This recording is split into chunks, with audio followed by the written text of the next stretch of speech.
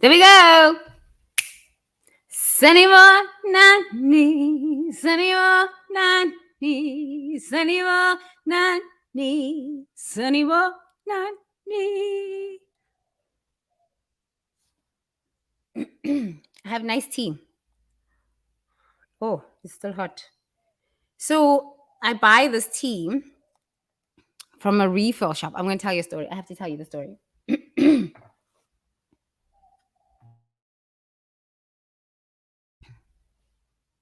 Okay. So I have to tell you the story.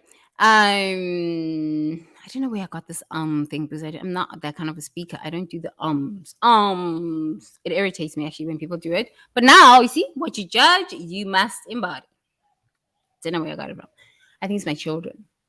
Okay. So I go to the shop where they sell non-fluoride toothpaste and these hippie teas and stuff like that. I love these hippie places. I really, honestly, I love the hippie lifestyle. Oh my god, so grateful to have gotten out of the other lifestyle. Not that it wasn't good, it just wasn't for me anymore. It was just wasn't for me anymore. It's important to acknowledge your values. It's important to acknowledge your values. It's important to acknowledge your values, what works for you and what does not work for you. Okay, it's so important to acknowledge your values. I've always been a hippie. I've always been like into holistic medicine, holistic therapy. I think I went to my first shamanic practitioner. I was like 18 or something like this, but it was this white woman from it was a white woman. No, it was actually this Greek woman. Hmm. It was this Greek woman in Johannesburg, and it was such a beautiful experience. No, I wasn't 17, I was 21, 21, 21. But 17, I lived with this other lady, Margot. Margot was kind of like my grandmother. So I did jewelry design in high school, and Margot used to do jewelry with crystals. And she used to make me all these crystals. So I lived in a house. I rented a room. So I rented two rooms in a house. There was two rooms for rent. And she wanted a girl. So I didn't have a place to stay. So I saw this in the newspaper. So I rented this room. It was very inexpensive. And I lived with this woman. It was such a beautiful year. Because we used to just sit and make jewelry. Like, you know, Saturday afternoon, she introduced me to Reiki. I started doing Reiki when I was 17 years old. Reiki because of Margot. Yeah, this woman, she was a total hippie. Her house was hella filthy. I said, I don't understand why hippies are so filthy. I don't understand.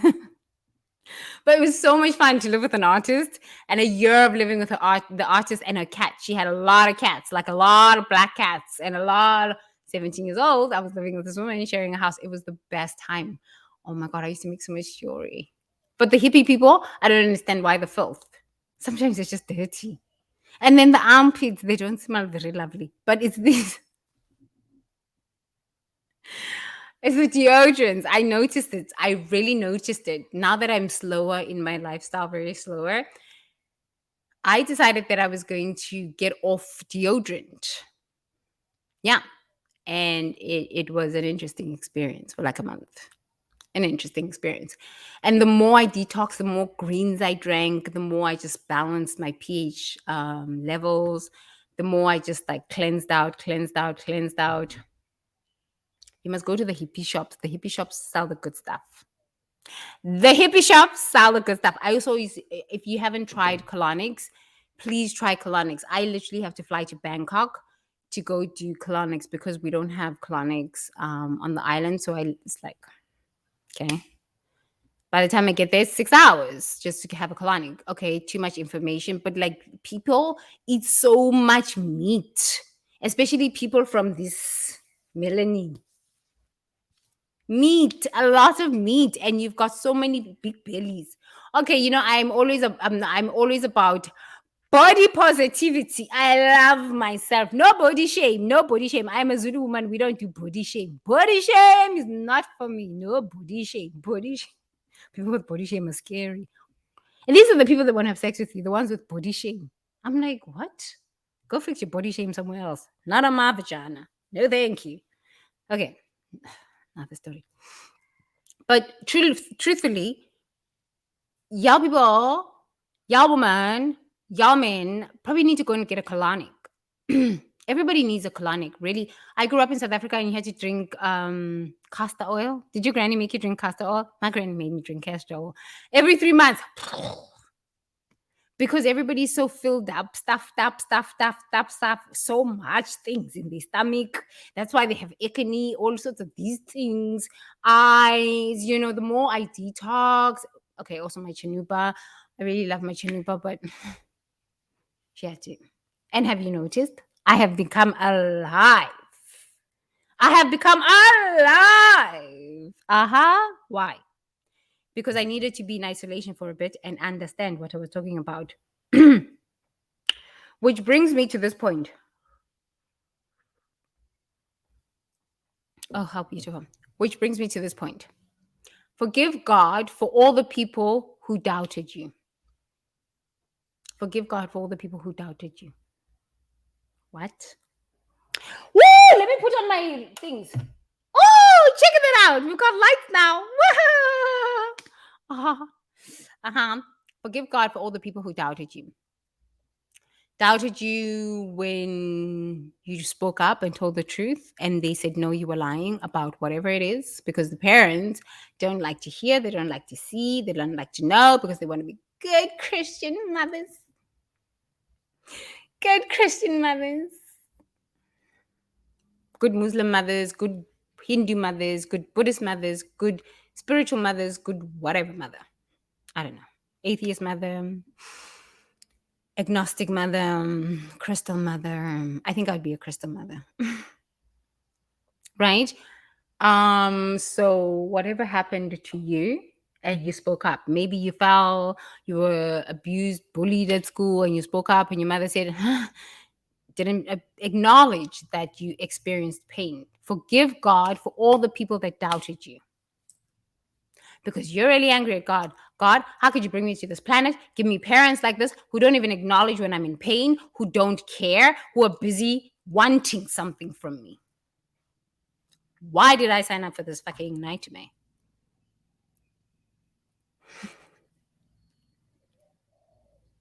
Did I not tell you?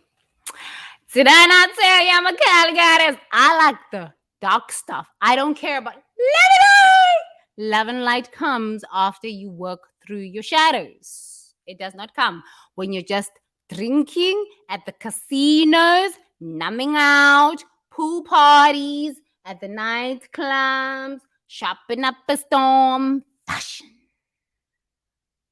Playing golf, drinking your beers on the couch. How do you think I know these things? Because I have had to live this hell myself. And then one day I woke up and I said, okay. I got to do the spiritual work. So forgive God for all the people who doubted you. So for me, the people who doubted me the most were the church people and the police. I've had to do a lot of radical forgiveness work on that, 10 years of that. The police. When my dad was trying to kill me, because he's the first man who tried to kill me. My dad wasn't right in the head. He's still not right in the head. These truths must be spoken. These truths must be spoken, because there's a lot of men who are killing their wives because they've got mental health issues. They're killing their children because they've got mental health issues. And nobody wants to talk about this because, oh no, give it up to Jesus. No, we don't want to talk about this. This is too shameful. It's too shameful. So I went to the police station after I left home because I knew that my dad was going to kill me or try to kill my mother. Okay. So I went to the police station, and at the police station, they said, it's right. Your dad should have killed you. Girls like you who speak up, who do you think you are? Is the British English, is the fancy private school education. I said, you don't understand. He's having an episode right now. He's going to kill my mother. You do not understand. He's having an episode. My dad would have episodes. When he'd have his mental health episodes, it was real bad. I literally sat at the police station for 14 hours. 14 hours. And I said, I will not leave until you go to that house and put that man in a van and lock him up. And then the police station chief came out because they realized that I wasn't leaving. Oh no. What did I tell you? Mina ngiyintombi yomZulu, told me full by the British accent. I can sit for a long time. I will get exactly what I want. I can sit. I can wait. You can't beat me in this game. Nobody can. Because I'm on my own mission. I'm not trying to compete with other people. What are you doing? What are you doing? What are you? No, no, no. I'm not trying to compete with other people. I'm competing with myself, my previous self, and my own missions. So, no, not interested in competing with other people. So good. It doesn't get me anywhere. So I sat there for 14 hours, and then the chief of police came out and said, "Is there a different possibility?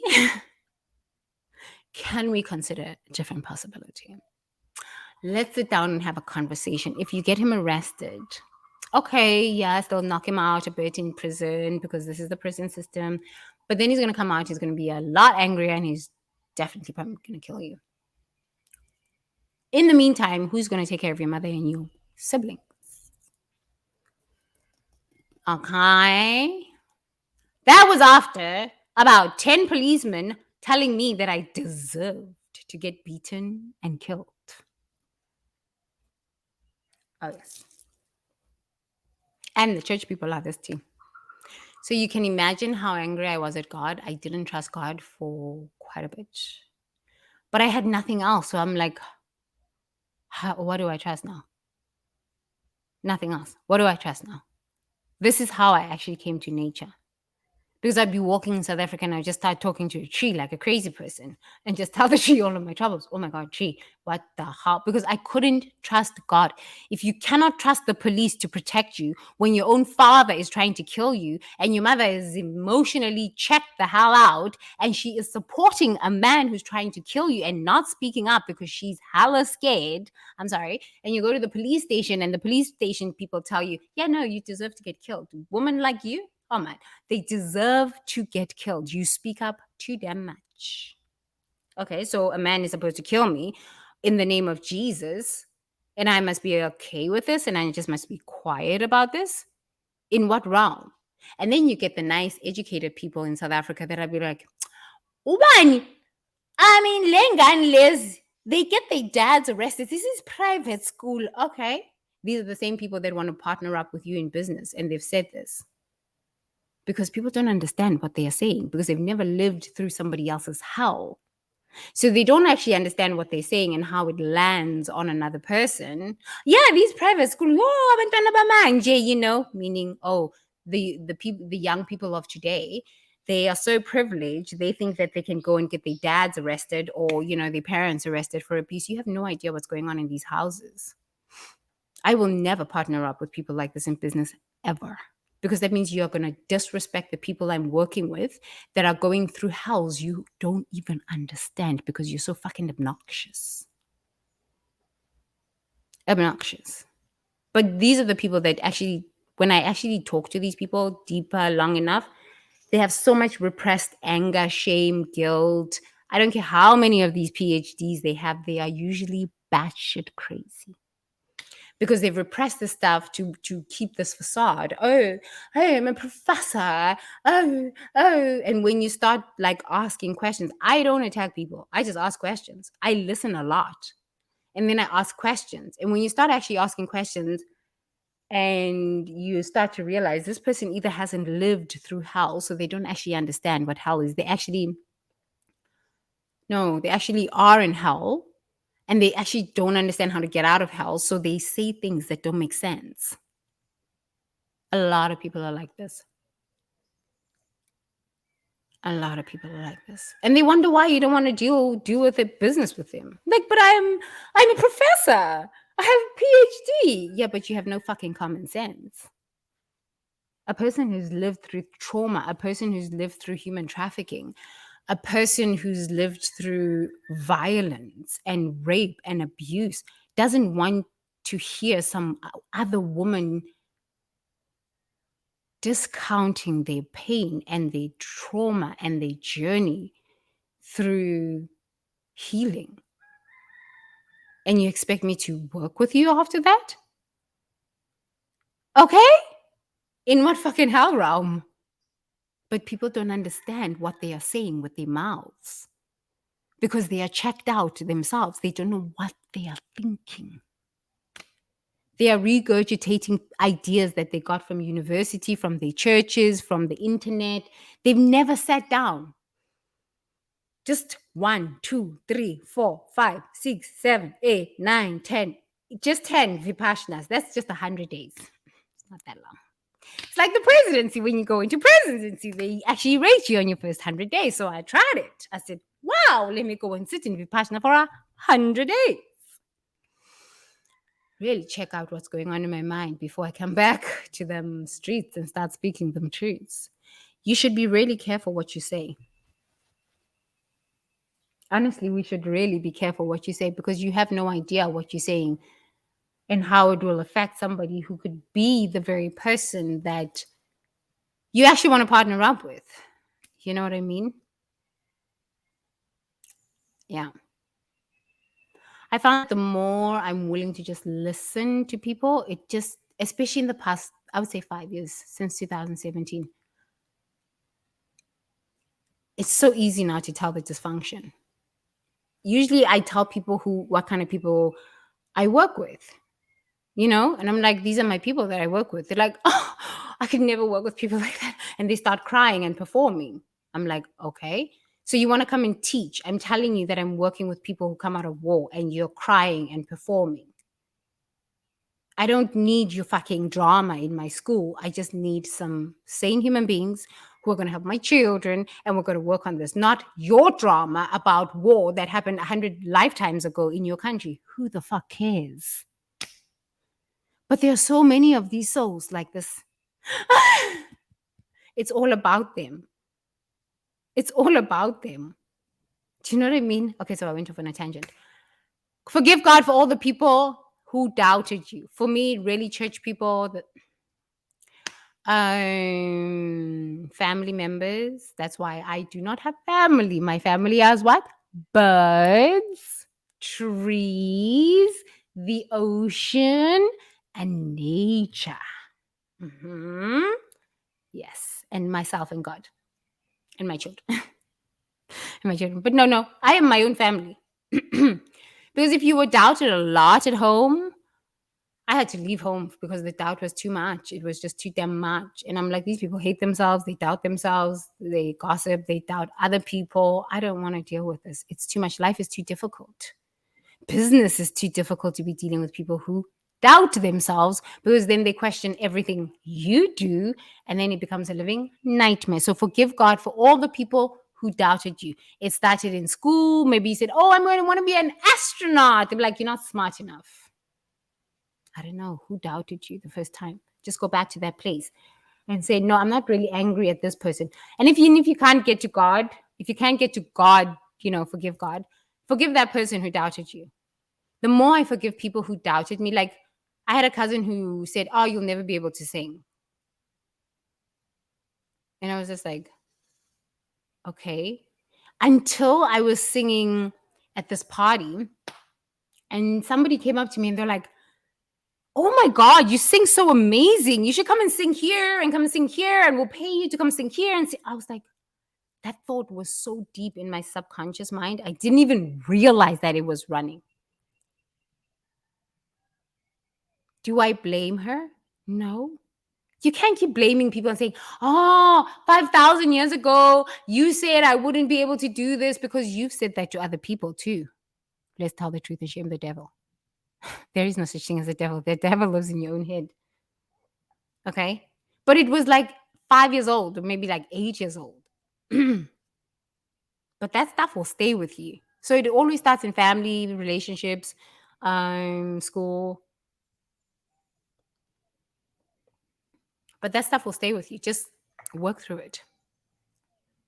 Work through it. Work through it.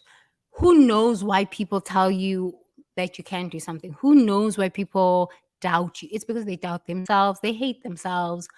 Oh man, it's a fucking shit show out here.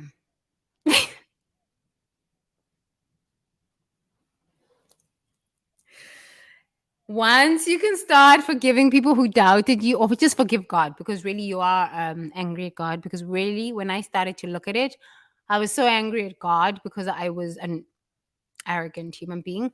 It's just going, oh my God, how could you put me in a place with people who doubt themselves, who hate themselves, and expect me to put up with this rubbish? I was mad.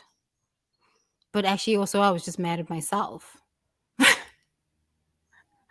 because I just want to be mad. Because we're crazy as human beings. We're crazy. You write the story, you pick the family, you pick all of the players, the people that are going to betray you, the people that are going to doubt you because they doubt themselves and they hate themselves and all sorts of this drama. You write this whole story, and then after that, you want to cry about it and blame God. I had to look at myself. I said, oh my God, how low is my self esteem gotten? Where now I'm fighting and angry at God for bringing me to this hell realm. You gotta laugh at yourself because most of us are crazy, okay?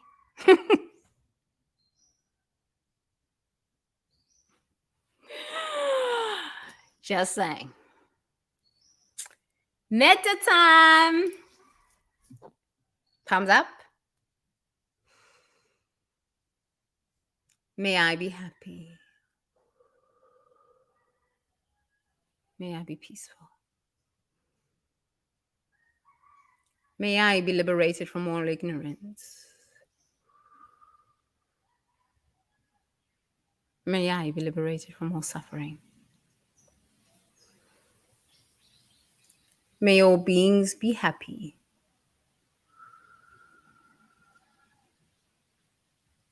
May all beings be peaceful.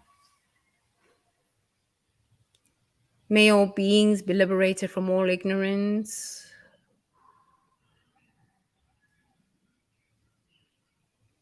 May all beings be liberated from all suffering. Sadhu, sadhu, sadhu. Togos, togos, togos. Thank you for joining me to dive. Yeah. Isn't it beautiful that we can get to have these beautiful conversations and just love each other through it? Cheers.